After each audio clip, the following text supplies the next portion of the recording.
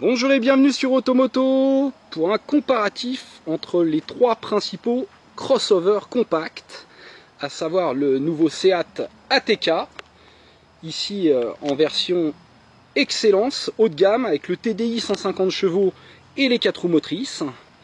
À côté, le nouveau Peugeot 3008 en Blue HDI 150 chevaux, 2 roues motrices seulement, il n'existe pas en transmission intégrale, qui mesure 4,45 m en finition allure. Alors on voit que le style de ce nouveau Peugeot 3008 est vraiment très original, avec cette partie vitrée assez haute, ces optiques très relevées, quelque chose de beaucoup plus agressif que le Seat ATK, qui se veut plus classique mais qui ne manque pas d'élégance pour autant, qui devrait bien vieillir. Un qui a bien vieilli, eh bien c'est le Nissan Qashqai, le leader de la catégorie, qui fait 4,38 m. Donc il est un peu plus long que l'ATK, mais plus court que le Peugeot 3008, avec ses 4,45 m pour le Peugeot. Et donc on est en finition haut de gamme Tecna, 4 roues motrices, et avec le moteur DCI 130 chevaux, le moteur le plus puissant actuellement disponible au catalogue. Allez, on va tout de suite regarder les habitacles. Alors voici le coffre du Nissan Qashqai, qui offre 430 décimètres cubes, c'est le plus petit des trois, mais il a un plancher amovible, donc on peut former un plancher parfaitement plat en rabattant les dossiers de banquette en deux parties. Passons au coffre de l'ATK. Alors lui il a un haillon automatique et on a 485 décimètres cubes, ce qui est un très très bon volume dans la catégorie, c'est supérieur à l'ATK bien que le véhicule soit plus court. Dans la version 2 roues motrices on a plus de 500 litres, mais le coffre est très carré, facile d'accès et on profite de manettes de rabattage, d'une trappe à ski. On va passer maintenant au Peugeot 3008, qui lui offre également un haillon automatique et un volume de 520 litres, avec lui aussi des manettes de rabattage rapide, un plancher qui cache une roue de secours galette, une trappe à ski également. Jetons maintenant un œil sur les places arrière. Et là les places arrière eh bien, sont les moins généreuses en espace aux jambes et on peut pas caser ses pieds en dessous, c'est difficile. Par contre on a un plancher plat, donc la place du milieu est très exploitable et on a une très bonne largeur au coude, donc finalement même si on n'a pas énormément d'espace aux jambes, ça reste correct et on peut voyager à 3. On a aussi des bus de ventilation et une prise 12 volts à l'arrière. Allons voir le Seat ATK.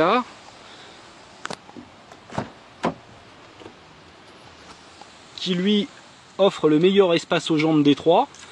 Alors ça c'est plus gênant puisque le tunnel de transmission est très imposant. Par contre on a des buses de ventilation aussi, une belle garde au toit, une bonne largeur au coude et un toit ouvrant panoramique avec un vélum en série sur cette finition Excellence. Maintenant les places arrière du Qashqai, très généreuse également en espace aux jambes. Par contre on a un tunnel, on n'a pas de buse et la largeur est la plus étroite, la largeur au coude. Passons aux places avant. Et là à l'avant du Qashqai, eh bien on a une sellerie cuir en série à réglage électrique. Le cuir n'est pas d'une très bonne qualité, il est un peu glissant, mais les sièges sont confortables. Je vais m'installer. Moi ce qui me gêne dans le Qashqai, c'est ça. Vous voyez, j'ai le genou qui vient taper sur ce bout de plastique, et ce bout de plastique est rigide, ce qui n'est pas le cas ici. Ils auraient mieux fait de faire l'inverse. La présentation générale est tout à fait correcte, même si la finition est en léger retrait par rapport à celle de ses rivaux.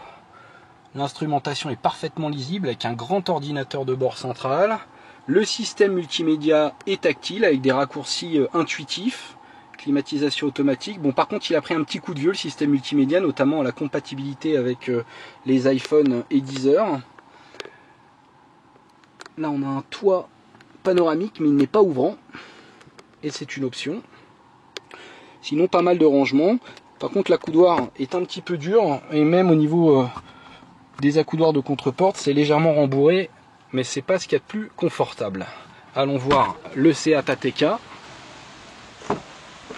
Alors, à l'avant du Seat ATK, on trouve une sublime sellerie en tissu Alcantara, avec un maintien très prononcé.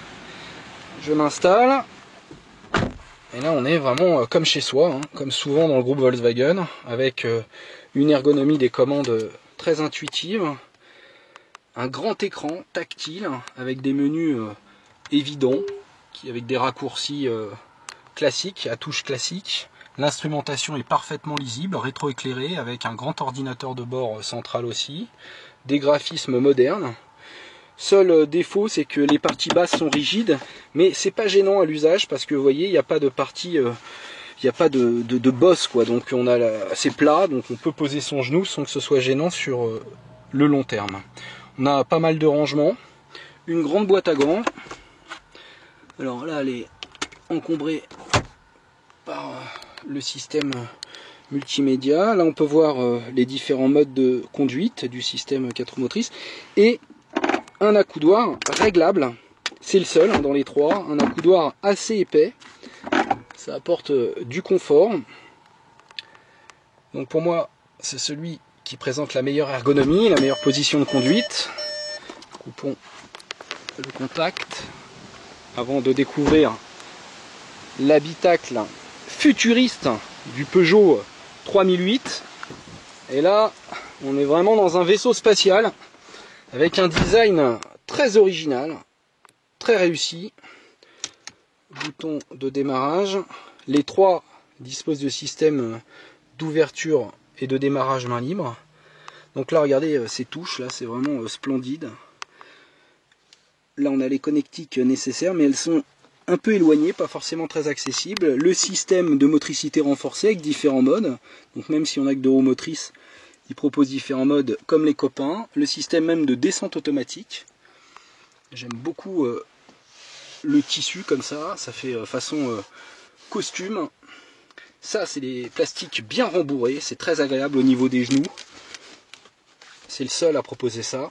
Ici aussi, c'est bien rembourré. Par contre, les ajustages laissent un petit peu à désirer. Ici, notamment. Ou là. Là, on a un mélange de rigide et de mou. C'est pas très glorieux. Le système multimédia est franchement top, c'est le meilleur des trois. Enfin, ça équivaut au Seat ATK, je dirais. Il reconnaît bien Deezer, etc. Donc les graphismes sont plus soignés que ceux de l'ATK. Par contre, l'accès aux différents menus est moins facile. Là, le petit volant.